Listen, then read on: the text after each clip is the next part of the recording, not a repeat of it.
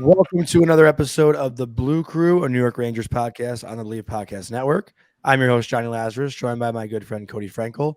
And before we get into any Ranger hockey talk this week, we just want to talk about, our friends, our family, anyone who listens to this podcast or has anyone involved in Israel or, knows anyone there. Our hearts are completely with you right now. Obviously, there's a lot going on that we're not going to dive deep into, but Cody and I both have a lot of friends, family in Israel, and what's going on right now has been super scary. And Cody, if you want to talk about it quickly. Yeah, no, I mean, there's not too much to say. It's honestly terrible. If you're not political, like I'm not a political person, but I would urge you to look online and get a little educated. It's really terrible. And yeah, it really sucks. And I hate to quote like a movie reference here, but it almost reminds me of, did you ever see the movie Red Dawn? No. Dude, you should really watch it. It's you'd like it. It's with Chris Hemsworth. It like Asian militants. I mean, I know they're terrorists. Hamas is obviously terrorists, but Asian militants like come in and try and take control over parts of the U.S. and it like they come in on like paraglide. It literally is surreal. What's happening. I don't know if you saw that Twitter video or TikTok video of literally hundreds of Israelis like at a rave and like paragliders were coming in on their like it's honestly crazy. It's crazy. And like Jonny said, our hearts go out to everybody involved in Israel. And everybody I know has either a friend, a brother, a family member, a friend's brother's cousin that is there. So it's really crazy and it's really scary. Yeah, and we know, people don't tune into us to hear about this kind of stuff, but it's very close to home for the two of us. So we just, wanted to say our hearts go out to everybody that's, got family or anyone in Israel. And, not to, obviously it's something very hard to transition out of, but Cody had some very exciting things happen this weekend and Avery as well. And, myself included. Avery's not with us today, but Cody, tell everybody about your new son. My son is the cutest thing. Is that weird to say out loud? No, because you've always been like my son, so it's fine. No, my son. We'll get the mood up here a little bit. Sorry for the start, guys, but obviously. Yes. My son Griffin was born. He's honestly such a cutie, Griffin James. Yeah, he's adorable. He's honestly a dream. He's a dream. He's been amazing. Everybody's been asking me like, oh, do you feel like a dad? Like, when did your dad moment hit?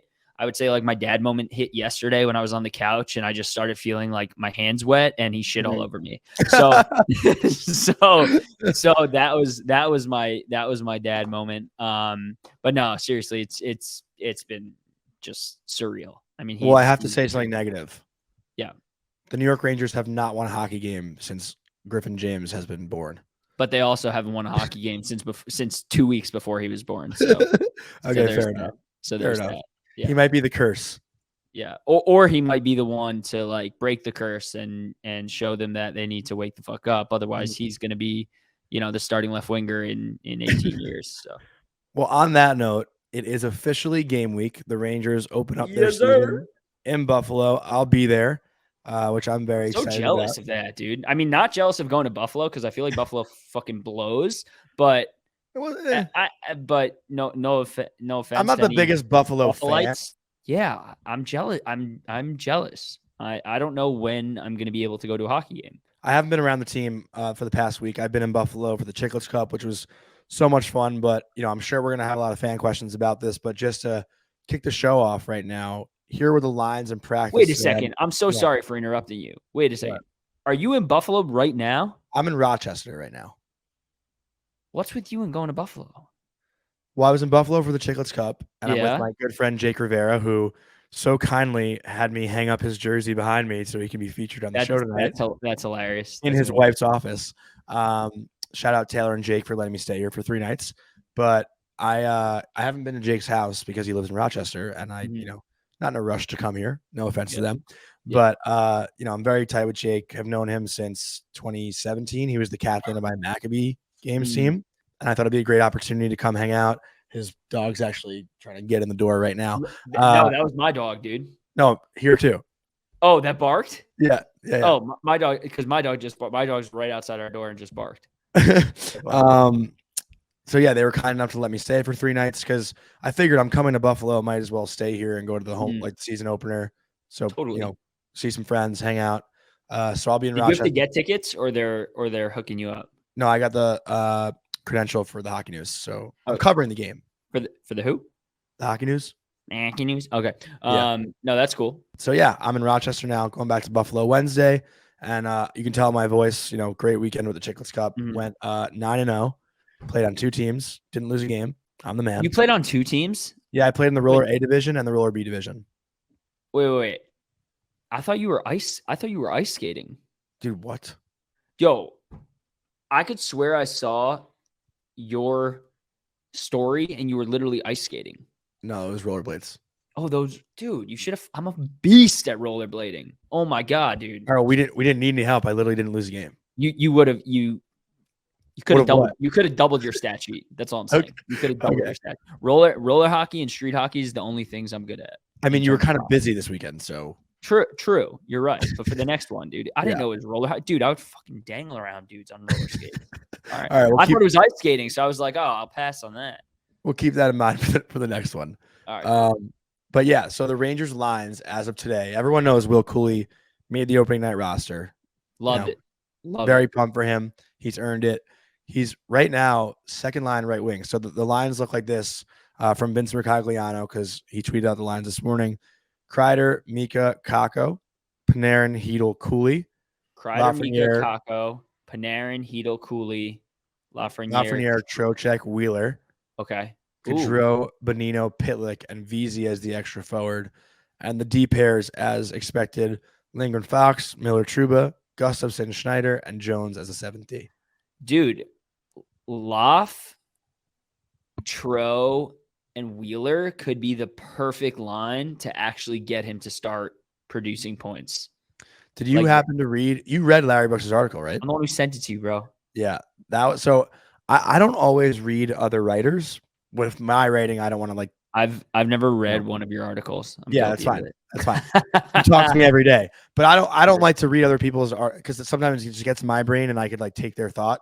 I only read 2 people's articles, and it's Vince and Larry. And not to say, I mean, listen, Larry's great. He's definitely opinionated, but Vince, I loved that was a great article. No, that was one of the better ones as of recent for sure. Yeah. Sorry. Keep going because I know you're about to go into that a little bit. Cody, when you sent this into like our group chat, I was like, right from the title, I was like, okay, I have to read this.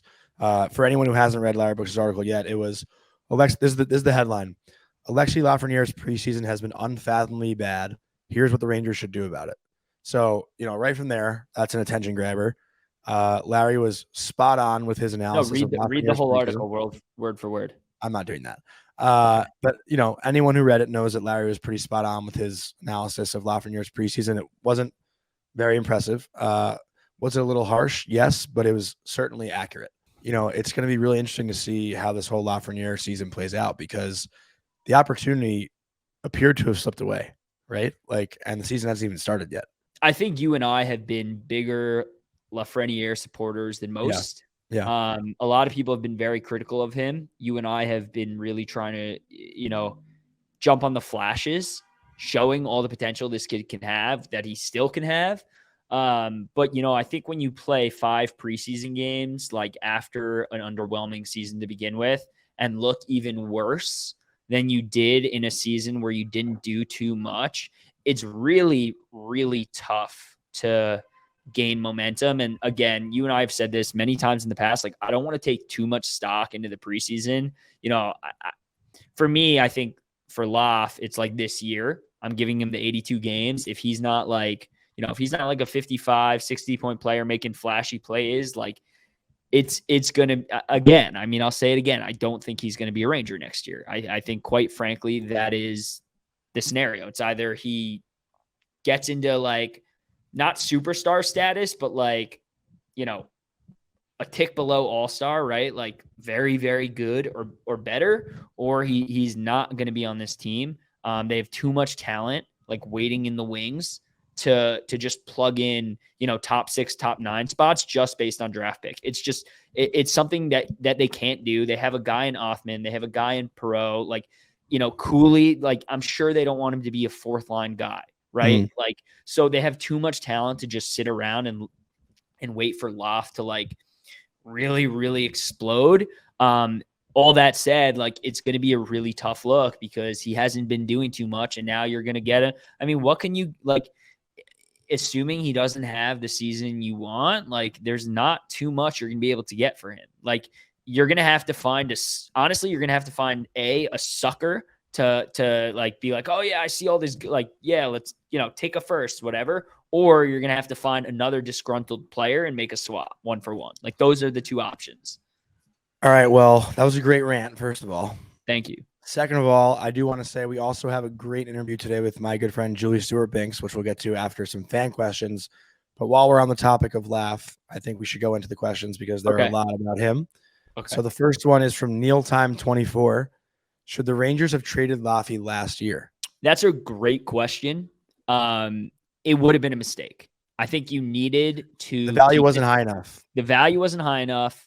And it's not that it's higher now, but correct. But at least, like I said many times, I know there's, a former Edmonton Oiler that Loft gets compared to a lot, but the difference is from Yakupov is he's been dramatically, like, slowly, gradually increasing. Like, each year he's been doing slightly better than the last, but not enough to make a dent, right? So this is the season you hope he takes that big type of, even more than a Hedl type of leap, right? So to trade him last season would just, it would have been a mistake because he would just go to like the Canadians or someone else and probably rake there because he'd be on PP1, he'd be on the top line, and he'd make us look like dummies, and you just wouldn't have gotten the value you needed from him.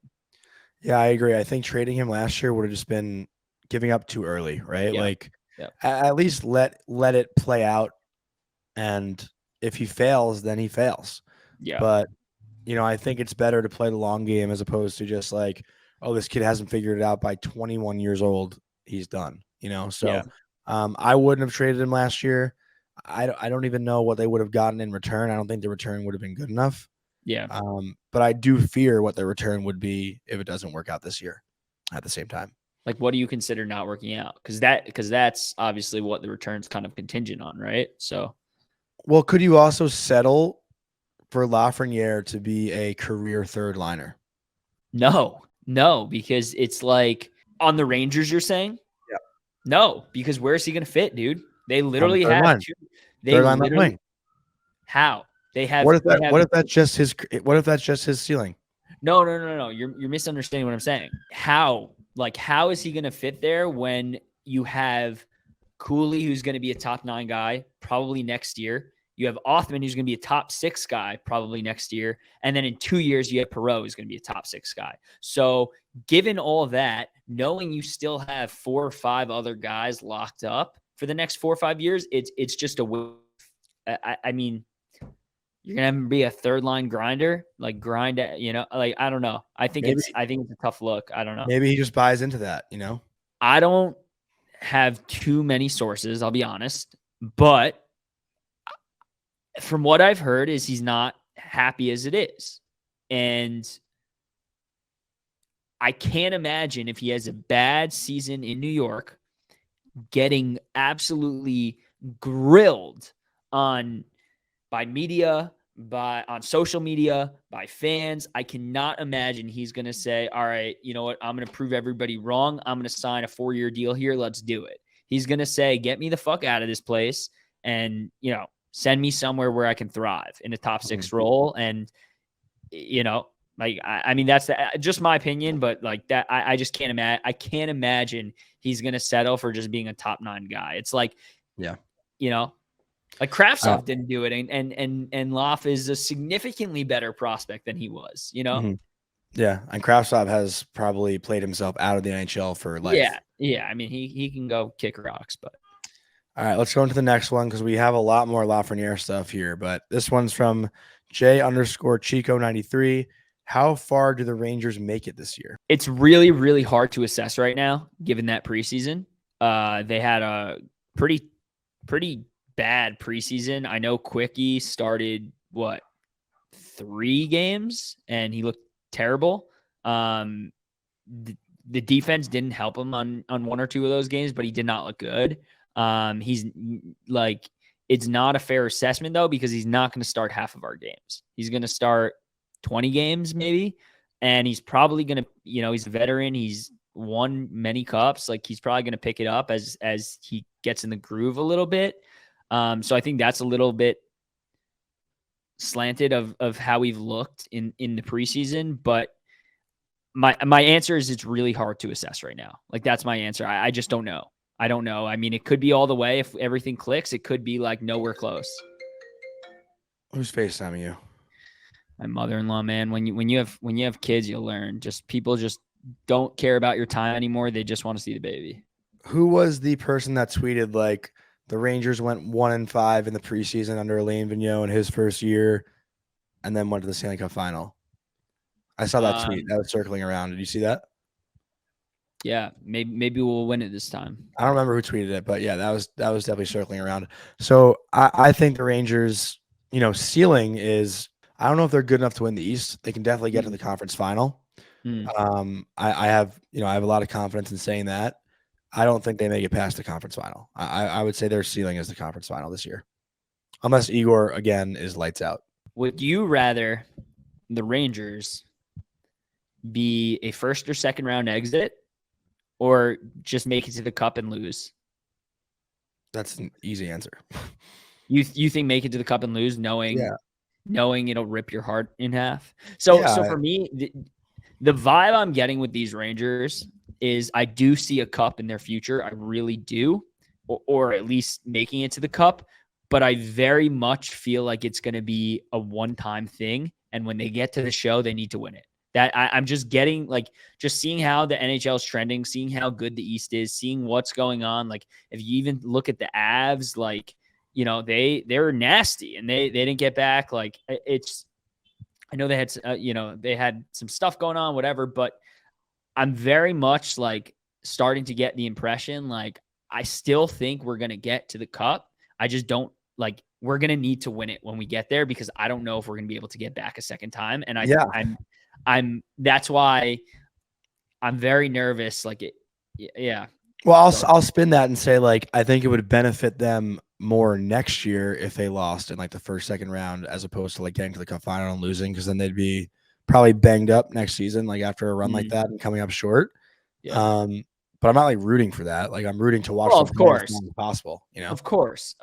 I meant more so like for your heart. Like, which would your heart be able to take more? Because for me, 2014 broke me. So yeah, it's I don't know why, man. I'm just getting the vibe at this point. Like, they're very much going to get to the Cup once, whatever, with this core. I feel it in my bones, but I don't, like, I hope they win it, but it's like a question mark for me right now. And I think they need to win it, because I don't know if they'll be able to get back a second time. Well, here's the question then. Would you rather be heartbroken or extremely disappointed? Right now, at this moment in time, I think extremely disappointed, because I'm telling, my gut is telling me they're only going to make it to the Cup once. So knowing they'd lose the Cup, in my mind, I would think they were not getting back there with this core.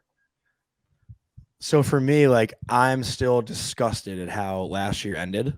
And where I'm like, had that team gone to the Stanley Cup final and lost to Vegas, I could like live with that. But I can't live with like losing to the Devils in the first round. Like, that's a lifetime of chirping. Yeah. The Devils have that on us forever. Devil fans. Well, unless we beat them this year. But but you know what I mean? Like you can live with heartbreak, I think, but you can't live with like constant disappointment. I mean, like, think about the other teams that you root for. Well, you can, because with heartbreak, you're like, oh my God, we were this close, and now you have to live with that forever if you don't get back. But at least you like felt it though, you felt that. Like what we had last year, it's like, how the fuck could they not have gotten out of the first round with that team? Do you think they're I mean, it's, I mean, they were top 3 Cup favorites. And the crazy thing is, they weren't even with that team, they weren't expected to get out of the East, because Boston was, and then they both lost. So it's, listen, I've said this before. I mean, the playoffs are just a wild, wild beast, and hockey is like the one sport where just upsets happen every single year. The crazy part is like the Rangers weren't the Rangers were the underdogs on paper, like in terms of no, points. not on paper, not on paper. Not sorry, but in like terms on of points and sportsbooks and shit. on sports books and stuff, because the Devils had the better season. But then Yeah. everybody was like shook, like even us, that they lost because of the roster they had. So it's but all right, keep going. Yeah, let's go to the next one. And these are like it's like 2 pages of just like Loff. This one's from Tom Palmieri 36. You think the Rangers should get rid of Laffy and go after Kane if he doesn't perform this year? I don't think that's a good move at all. No. I think that's a lateral move. Yeah. Like no. Like if Loff's playing third line, like you're gonna get Kane to play second line right wing again, like he did last year. And listen, Patrick Kane's a great player, but like he's not gonna be what this team needs right now. And as much as I love Patrick Kane, and I thought they needed him last year, it's pretty obvious that it's not the direction they should go in. No, they need their weakness was depth, right? Their weakness was depth, and they need grinders. They need tough guys, and I think they got the right pieces this season. They just need one more player to fill in that, to push VC out of the top 9, and he's not even in the lineup right now. I know he's not in the actual lineup now. But who was on the third line again? It was Loff. It's Lafreniere, Trocheck, Wheeler. And then who was on the second line? It was Panarin, Hedl, Cooley. They're playing Cooley on line too. See, as of right now. So that's the thing, right? Like if Cooley ends up being a stud, I mean, he had 50 goals like 2 seasons ago, and in the OHL. This also could change by Thursday. That was just the practice lines today. Totally. But if he ends up being a stud and we don't need that top 9 player, then like let's do it. But I don't see, like, I think they need just a pure scorer in that top 9, like not a Kane, just my opinion. But I have a feeling that Cooley will drop back to the third line, and maybe Lafreniere gets another chance, but I don't really know. So let's go to this next one. I feel like Wheeler's jump up. Another Loff one. No, Wheeler, I think, is solidified third liner. I think that's what they want from him. I think that's what they want for him, but I think he's very much going to get the VC and Gaudreau treatment, that if Cooley doesn't perform, he's going to jump up as opposed to moving somebody else up. Just my thoughts on that. All right, so this next one's from Mike_D92. If Loff begins to struggle early, does Othman come up and take his ice time? No, he doesn't. I think they're going to give Loff at least 50 games till the trade deadline. I mean, I think they're at least going to give him till the trade deadline. If a game 55 or 60 by the trade deadline and he has like 26 points or something like that, then yeah, they might make him available. They might try and wiggle him and some, a player who can come in and vet or something, like, or I don't know. It's so many unknowns right now because you need Loft to perform, but you also have 0 cap space. So yeah, I said it last week. Like, I think Othman finishes the year with the team as an every night guy. Yeah, but I don't think it's necessarily taking Lafreniere's ice time. Correct. Yeah. So the next one is from Jackknife82. How long of a leash do you think Lav will give Laff at right wing? At right wing. Yeah. I mean, he's not even starting at right wing, so I don't think it really matters. I think he'll be interchangeable. With injuries and everything, they're going to have to adjust the lineup. Like, we'll see games with Lafreniere on the right wing. We'll see games with him on the left wing. It's just going to be how the roster looks, each night in and night out, because things happen, right? Like, injuries happen. Guys play good, they get moved up. Guys play bad, they get moved down. Like, Lafreniere, I think, will be interchangeable. I think we're going to see him go on both sides for a lot of the year. Next one from Brandman7694. Have you ever been in the Delta Club at MSG? If yes, how do you like it? I've been for a Knicks game, and it was incredible. The sushi is so good. The food is amazing. Is the Delta Club the one on the the locker room level, I think. Yeah. Never been there. I've been in boxes, but never been in the Delta Club. It's great. I mean, I don't think it's so necessary, but definitely a fun time. Like I said, I've only been for a Knicks game, so like, I don't know what it would be like for a Ranger game, but highly recommend doing it once for sure. We'll go to the next one. James Fitz 19. Are the Rangers sleepers to win the cup?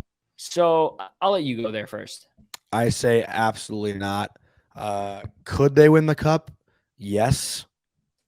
Are they likely to win the cup? No. Are they sleepers? I would say no because they've been talked about and hyped up over the last 2 years to win the cup. So, to me, a sleeper to win the cup would be like the LA Kings, who haven't been hyped up as much, but now have a much stronger roster going into the year. But they're still, the Edmonton Oilers, the Vegas Golden Knights, the Colorado Avalanche, the Dallas Stars in the West that are probably more favored to win the cup and more talked about. So a team like the Kings that haven't gotten out of the first round in quite a bit, are more of a sleeper. Like in the East, I'd say a sleeper to win the cup would Ottawa. be Ottawa's like below a sleeper because they haven't even made the playoffs. So a sleeper in the East would be like Pittsburgh maybe. Bro, you've been literally saying Pittsburgh is going to win the cup for like 4 years now. I said that last year. But they're probably a sleeper. Yeah, I mean, I agree with that, but I also think like to an extent they can be a sleeper because it seems like everybody's forgotten about us. Like power rankings are putting us at 13 and 11. And yeah, that's fair. They're kind of forgetting about us a little bit. And this team's dangerous, man. This team is dangerous. They just need to click. It's the biggest thing for the Rangers is going to be, one, you can't go like 0 for 21 on a power play in 6 games and expect to win games. It's just not how hockey works. Mhm. And 2, you need to figure out ways to score 5-on-5 goals. Like those to me are going to be the 2 biggest things to them because it's their 2 weaknesses, right? So, All right, the next one from Chio Follow. This is for me. What were your stats in the Chicklets Cup? I didn't keep track of my stats. Yes, you did. I did have a hat trick though in the semifinal game, and I think I scored in the final game. I had probably like 10 goals in 9 games. I would say. That's sick, bro. Beast. Yeah, I'm a beast. But I went 9. Yo, did you play G's team in the finals? He was playing in the. So it was actually. It was really interesting this year. Barstool didn't have their own team, so they like raffled off Grinnell, R.A., Colby Armstrong, and Matt Murley. So teams got to like bid on them, and it was like a somewhat like touching story. Obviously really sad story, but this family lost their 14-year-old son to a drunk driving accident, and they bid and won Grinnell and R.A. for $1,400.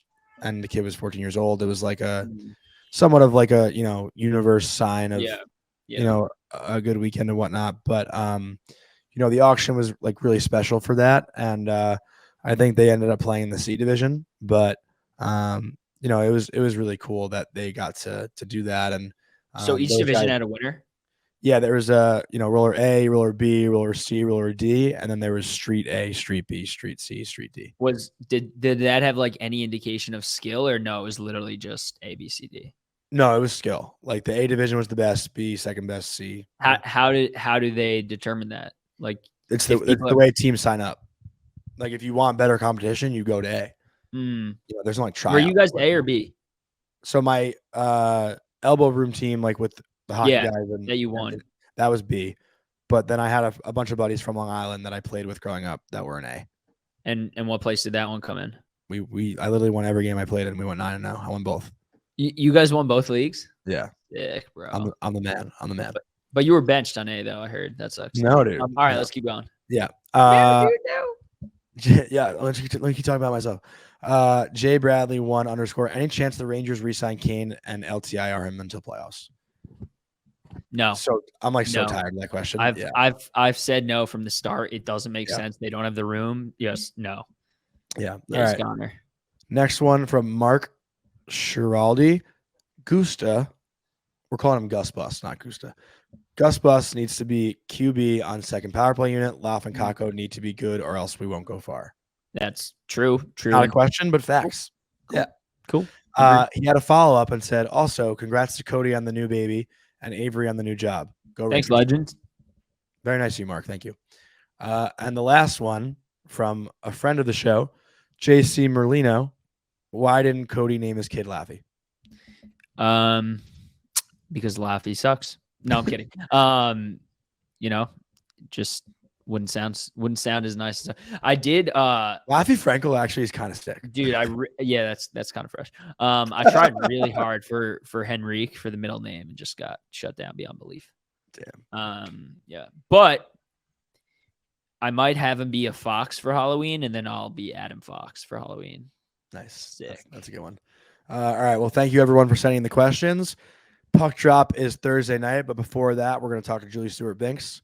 So let's kick it over that interview. This week on the Blue Crew, it is my absolute honor to welcome in the person that taught me everything I know as far as the NHL media landscape goes, the 3-time Telly Award winner. You can catch her on Bet Rivers and SNY and basically any social media platform that you have. Welcome to the show, my dear friend, Julie Stewart Binks. What's going on? How are you? Les, thank you so much for having me. Please do not put that responsibility on me that I told you where the bodies were buried in the NHL landscape. That's for sure. I was a grizzled vet that was like, meh, meh, meh.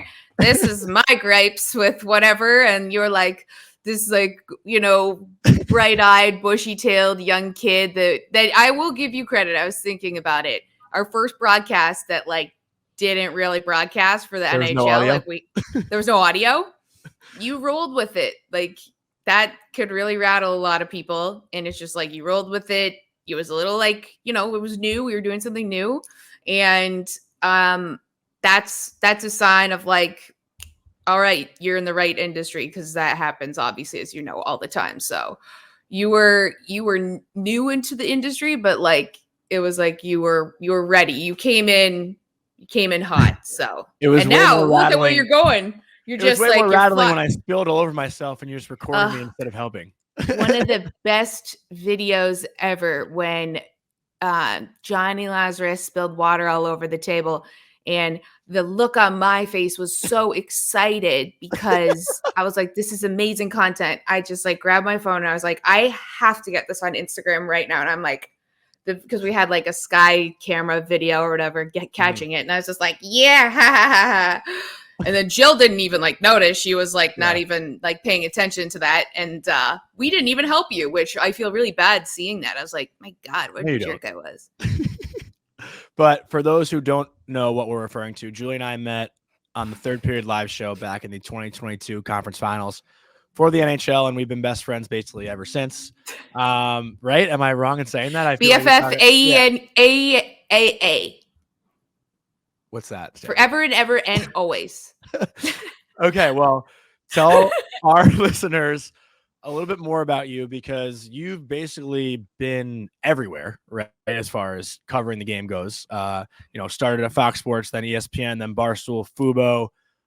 You've been around the block, right? So can you talk about just your start in media? I know you played hockey growing up as well. And, what got you into the NHL media in the first place? Yes, thank you. I started as a pylon and I continued to be a pylon on the ice. But you know what? I know my role. And I got into hockey because I was a big Leafs fan growing up in Toronto. And as that's actually most of the media in Toronto was a big Leafs fan. So that's why they got into the sport. But I decided when I was in university at Queen's, which is in Kingston, Ontario, where the Kingston Frontenacs play of the OHL. And I decided, hey, I want to try media. My mom was a broadcaster at CBC in Canada. And she kind of I went to school for sports psychology, AKA I did a degree in phys ed and drama because those were the two best subjects in high school. Did I have a plan at all? Psychology, I was going to have to do psych classes. No, I was just whatever I liked, I did, which I guess helps me now. So got into it. My mom told me to volunteer for the radio station. They were filled. So I went to the TV station, started just doing videos on hi, I'm with the Queen's soccer team. And they're so bad. They're so awkward, but they're so necessary because then you get out all the awkwardness early and some of it stays forever, evidently, but you get out as much as you can. And then just so you know, I'm avoiding the soccer talk on here because I don't know shit about soccer. Yeah, that's fine.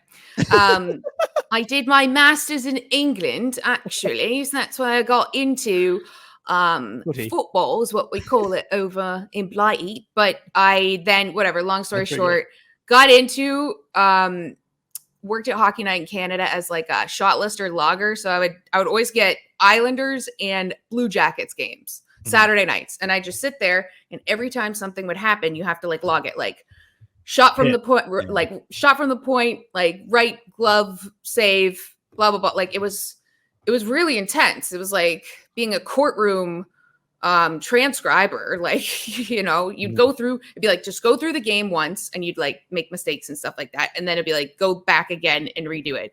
So it was great. I loved it. And then it's a crazy job. It's a crazy job. And it was also in a room with like no windows. And it was like, but I loved it. And then like, I would also then make this is before you were born, Johnny. Like we had video, like videotapes in a VCR. VHS? I would make VHS. I would make from the OHL broadcasts. I would take like the ISOs that they would have from some of the guys, like name like anyone who would have played in the OHL in like 2010 or something like that. I would Ryan Strome.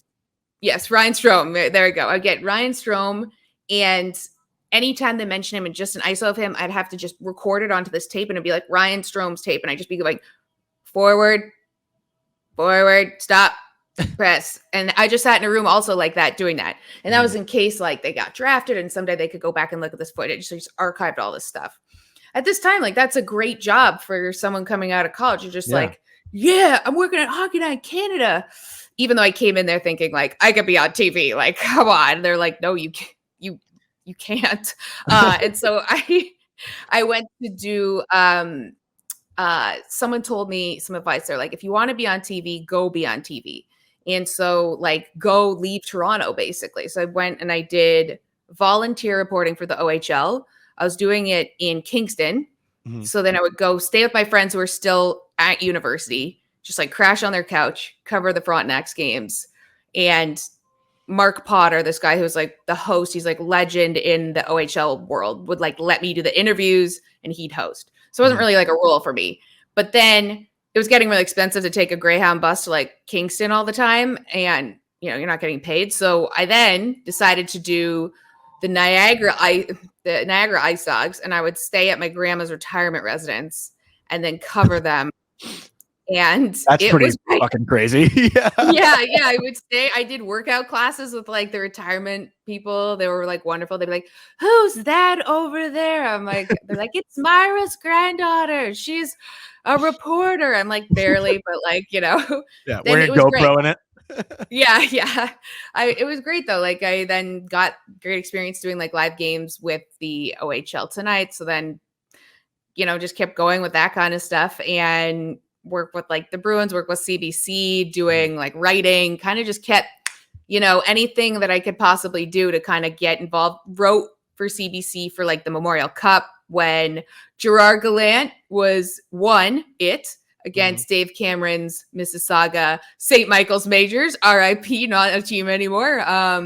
They are a different team now. And then like after that, of course, tried to leave Toronto as much as I could. So it's like, you know, it's like being in New York. Like you grow up in New York, you're not going to be on air in New York instantly. Well, like you are, but like not everyone else is. And so some of us have to go to buttfuck nowhere and like try to keep going. And I sent out tapes DVDs. We have now progressed to 40 Blu-ray. Different networks in Canada. And like for any of Canadian people listening or anything, it's like Global, CTV, CBC, from the Yukon to Prince Edward Island, across the entire country, 40 different tapes. And I got one response from Medicine Hat that was like, "Thank you for sending this. We have no jobs." And I was like, out of all that, that's all I got back. And then luckily, long story short, went to Fox Soccer Report in Winnipeg.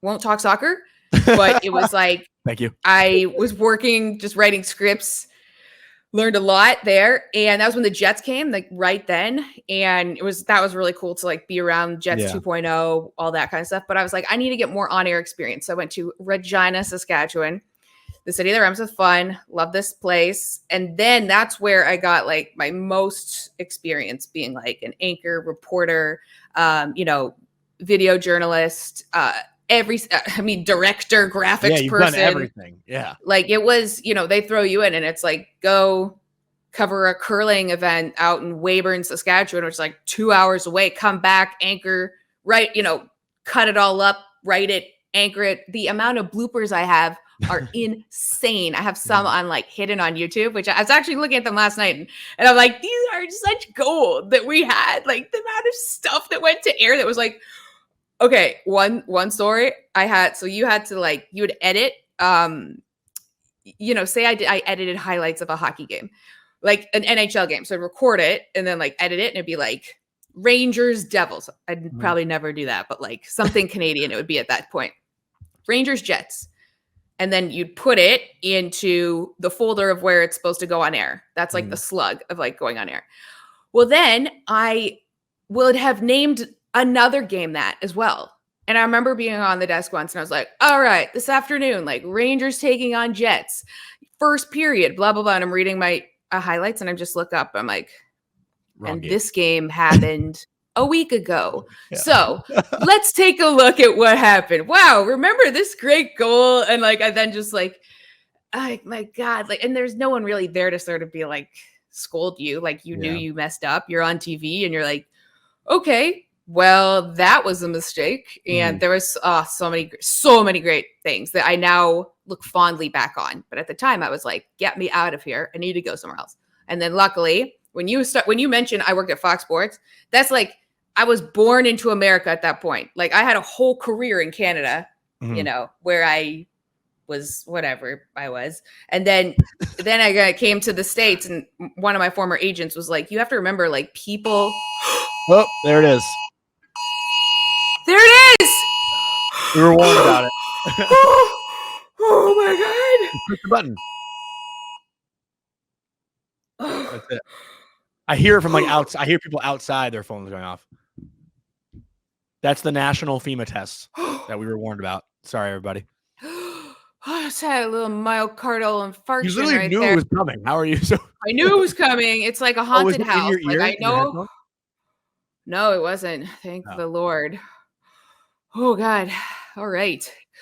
Well, we're back on track here. That's real life, folks. That's all this in for sure. No editing. That's TV.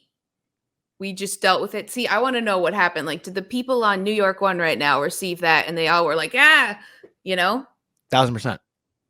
I should have had Pat McAfee on right now with no volume. I wonder if he reacted to it. Oh, he would love that.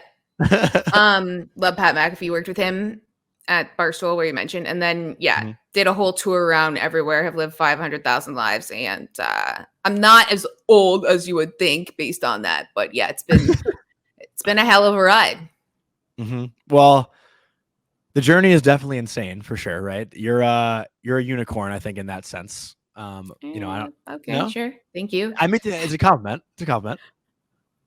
Oh, I know it's a compliment. Yeah, I wouldn't call me a unicorn. I'd call me like it's like Kate McKinnon on SNL. I love the sketch with the aliens when they come back and they're like, oh man, like tell us what it was like. Ryan Gosling's in that sketch. Justin Timberlake, or no, but Ryan Gosling's like, oh yeah, the aliens were so nice to us.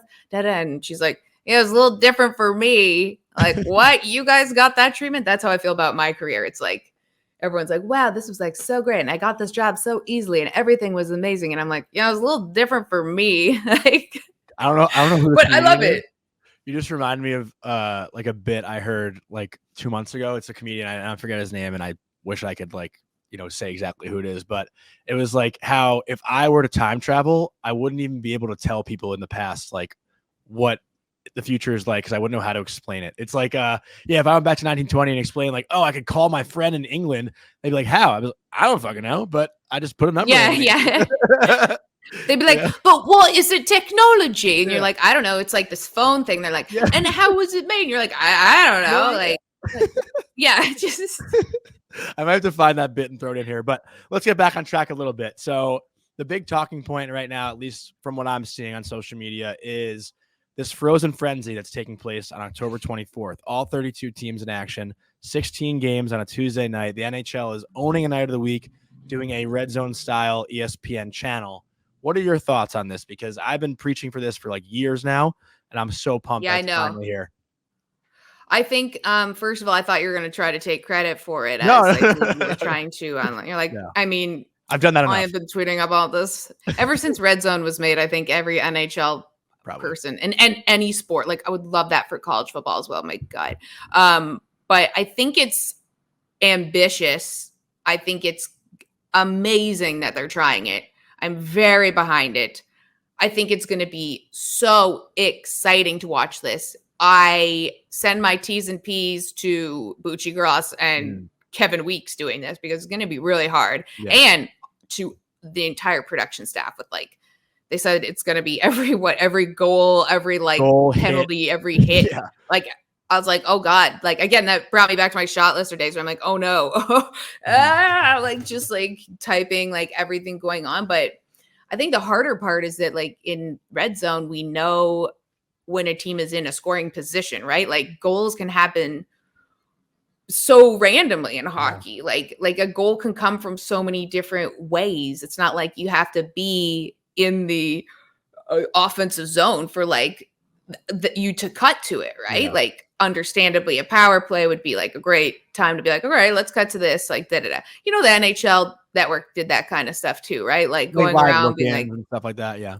Live look-ins. Yeah. But this, I think it's amazing. Like I'm very excited about it because you know what it's like with hockey. And it was very paramount during the playoffs last year where I'm trying to watch the Rangers and doubles. I'm also trying to watch Toronto and Tampa on at the same time. Just nightmare status for me. I was like, my boyfriend's a big Rangers fan and I'm in New York. I'm obviously following them as well. And we had to like have one on a computer, one on TV. And then if our teams were like not doing well, we'd like switch it up being like, okay, no, you get the TV for this period. Like I'll go on the computer, like anything like that. And so, yeah, if there was like a red zone that's playoffs, but like, I thought you were just renting tables at the Canuck and watching them all. Well, I mean, yeah, that will be what happens. I'm actually thinking about going to the Canuck today for the Blue Jays second game. When I don't know when this comes out, but the Monday. Blue Jays will likely be eliminated from the postseason by the time this airs. So, but yeah, the Canuck is a great spot for hockey. Yeah, no, the Canuck is. I've heard they have a Tuesday night trivia, which I need to get to. I haven't been there yet. I want to get to that too. Yeah, you're probably the best trivia person. I feel like. I'm not. I am not good at trivia. I watch Jeopardy every night, and I'm always just blurting out like not even the right category of an answer. It doesn't surprise me, actually. Shut up. I am Michael Scott. Like I am Michael Scott. Yeah.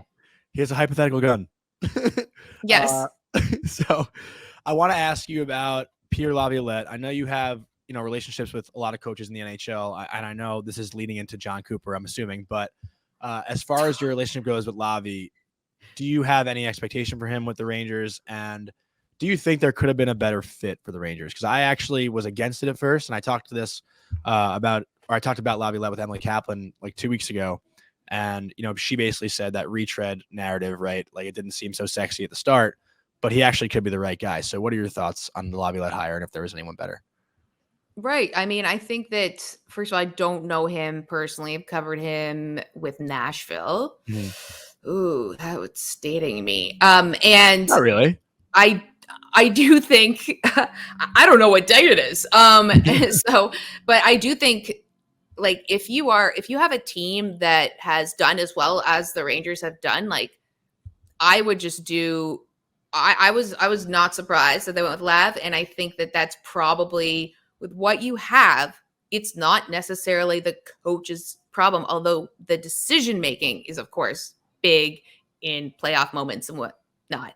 But like, obviously, reading a lot of the stuff coming out of the preseason with Larry Brooks talking, he used both quotes from Gallant and then also Laviolette and kind of switched them up as like they're basically saying the same thing. How they have a lot of talent, but like they need to figure out how to play as a unit. And like, also another thing is just the storylines in the preseason for the Rangers are wash, rinse, repeat a lot of the time. And that doesn't, regardless of coach, I think with the players that they have, you couldn't necessarily go too off the board with like a coach because you're so close. you ran up against a team that was not a good team for you to get up against, but like you still had really good players. You still have very good players, but now it's like, I'm kind of worried about them, to be honest. I'm worried about their fitness level. I know we've seen injuries in training camp. I just like, I don't know. I have a weird vibe around the Rangers heading into this season, even though they have the window still open. They have really good players, but I'm not sure how it's all going to work out really when push comes to shove. But I do agree. I think of all the candidates, like Peter Laviolette would be the one to stay the course. But like, who's to say? Gerard Gallant could like still have done exactly the same thing. But sometimes you just need a new voice in your ear telling you something different, right? Mm-hmm. Well, I know I do want to ask you about John Cooper because he's one of my favorite coaches in the NHL, and I know you're very tight with him.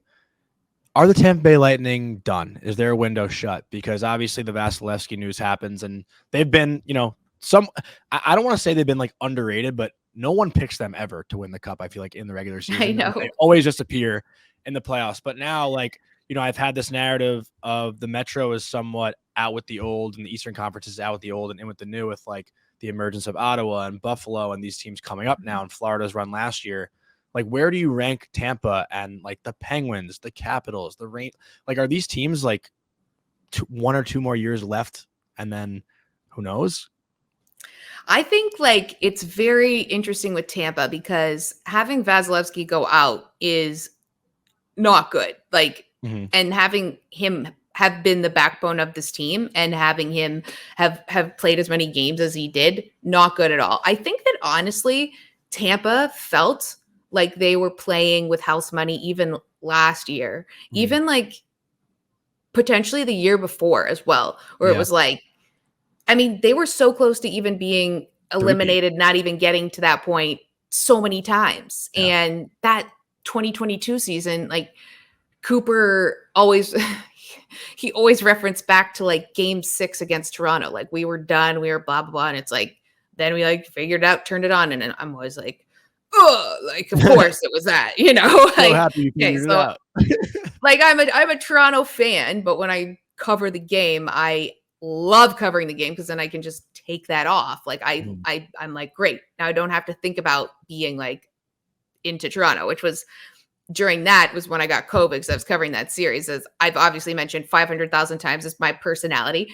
It was so great covering that series because I could just be completely unbiased and be like, okay, Leafs are down 3-0 in the first period in game 3 or game 4. Looks like our interview with Sheldon Keefe is off at the 15-minute mark or whatever, the 10-minute mark.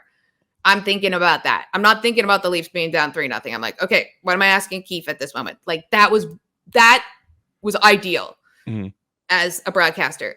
But I think Tampa, I mean, I don't expect anything really from them this year. And I think that they will try to use that. I know that they've lost a couple key players and that they're still in the mix. Like they're one of those teams. It's like, it's like a cockroach. Like they're just not dead until you know that they're dead. Like until you literally stomp on them. Like they could just like be a cockroach that just like looks like they're dead. And then they like flip over and they're like, oop, nope, I'm alive. And very New York reference. Cockroaches like that have you dealt with? Oh my God. That's like that's the cockroach playbook right there.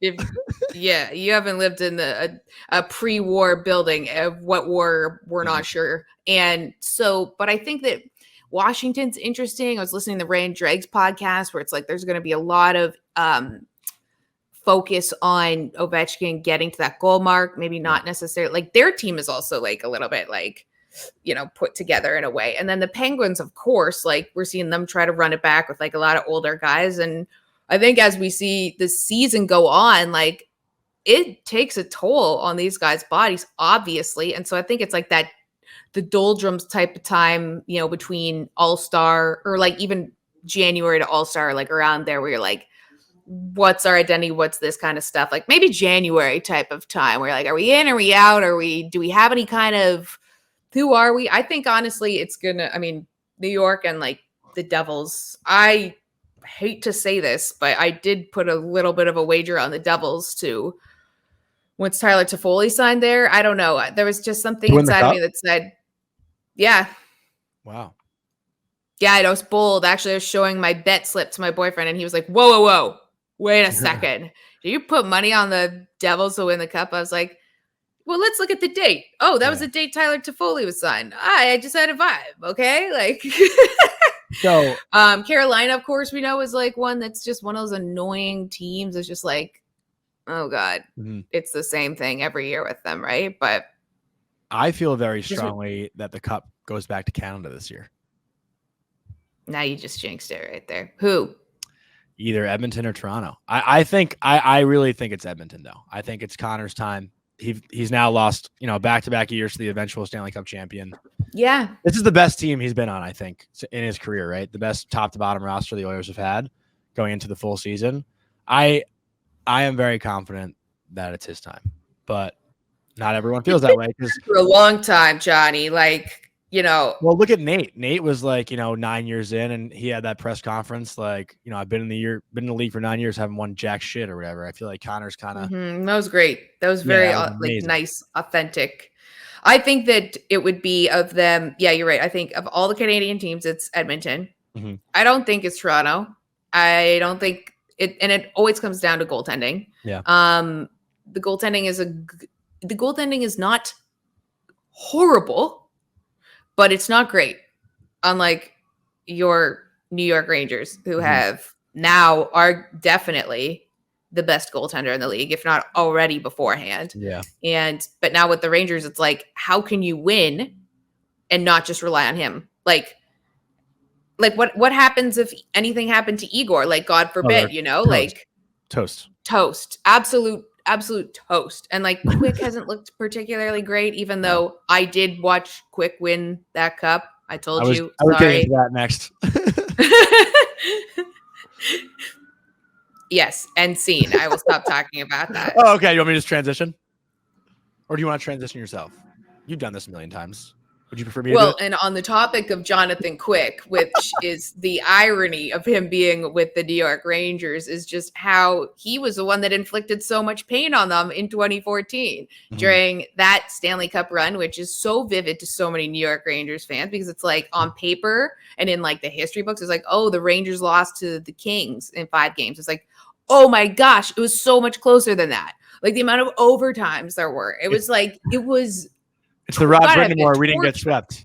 We didn't get swept. The Rod Brindamore. Right? No, and from that game when they didn't get swept, Madison Square Garden, we'll never forget it. I'm standing.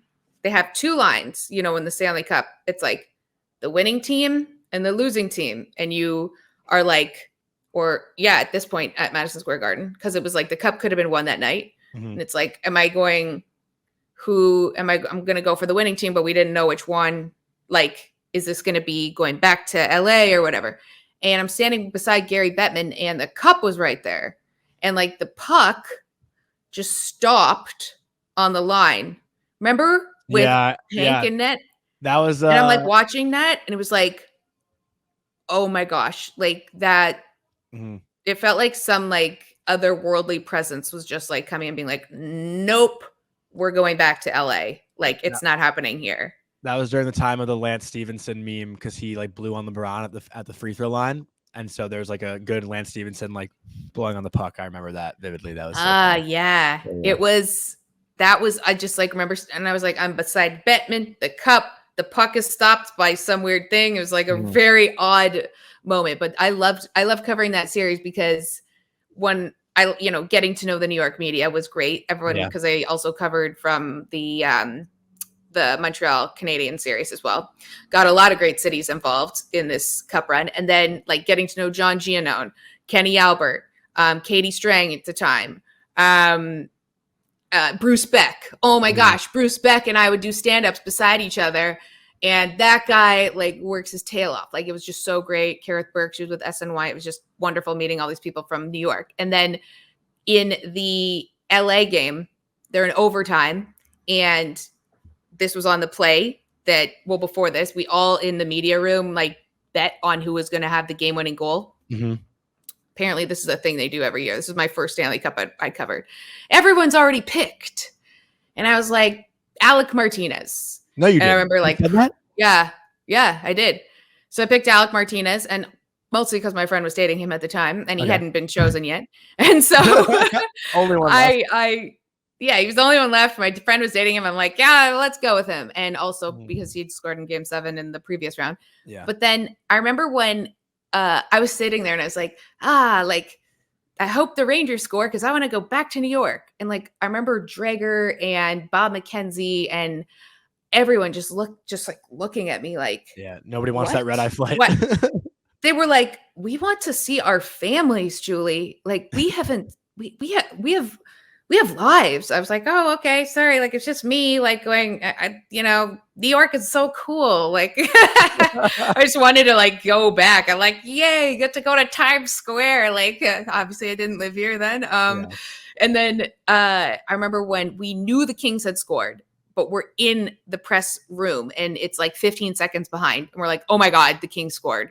So we're like getting ready to go to like the Kings locker or whatever, I guess, on the ice. Yeah. And then, but we had to see the play develop because it was like, wait, how does this end up happening? And I remember just being like, oh. And then I'm like, oh my God, Alec Martinez scored. And then I remember whoever was running it was like,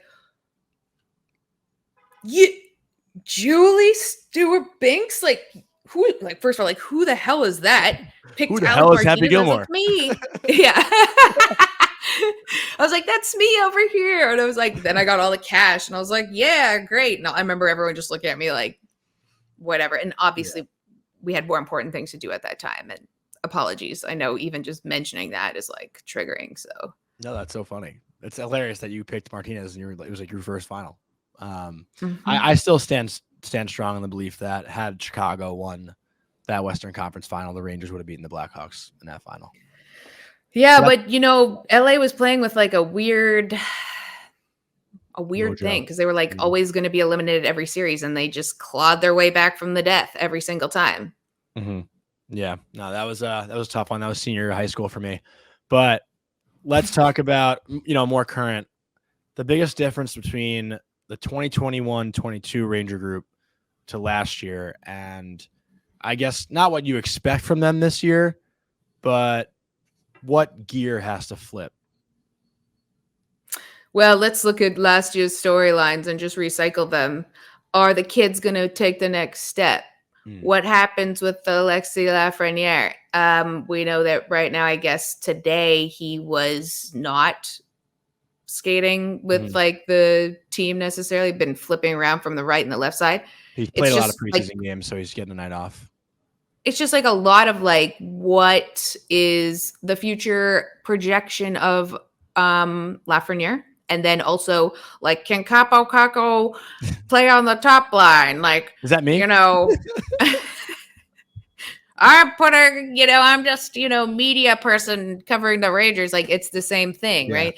Can this team win without having Igor stand on his head every night? What does Chris Kreider look like this year? Like, how is he? I mean, time always wins. So what does that look like? He's older. He's very effective, but it's a new year of school. I don't know what happens. Him and Mika, obviously great chemistry. We know they're BFF, AEA, like us. Although I think they're at a different level than we are. Yeah. And then, obviously Panarin, I'm still like, it just shook me the other day when I fully realized that he'd shaved his head. I was like, I was just like, oh my God. It's like, I woke me up in the middle of the night. I was like, oh my God, Panarin shaved his head. It's going to be weird too without Tarasenko as well. Like I kind of liked him with them. And then Hedl, like how what they're like. I'm curious how this season is going to be on their bodies. Like, I don't know. They've been really lucky in a way of like not necessarily having too many huge injuries. Please knock on wood. But pardon me? Please knock on wood. Yeah.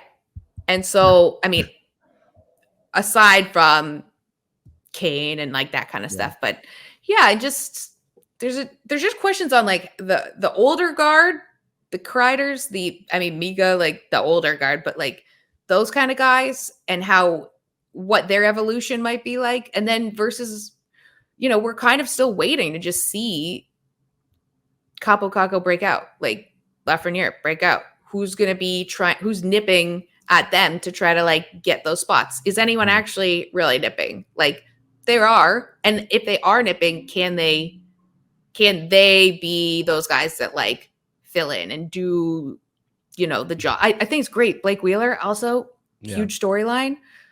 I like him coming. I know a lot of people are a little like suspect about it, but I think it'll be a surprisingly good addition for the amount of money spent on him too. Mm-hmm. I have 2 more for you. Is that okay? Yeah. Okay. So before I go into a storytelling one, I want to make a friendly wager with you. If you agree, obviously, if you feel the other way, you don't have to. Who has more points this season, Artemi Panarin or Mitch Marner? Oh, Mitch Marner. Because I actually think it's Marner too, but I would bet Panarin because of the New York-Toronto rivalry that we have. Even though okay, good. I got Marner then. Yeah. So I like Marner up there on the top line with Bertuzzi and Matthews. Let's go. I see Marner putting up 100 this year. Yeah, the guy deserves it. If anyone deserves something good, it's Mitch Marner. Mm-hmm.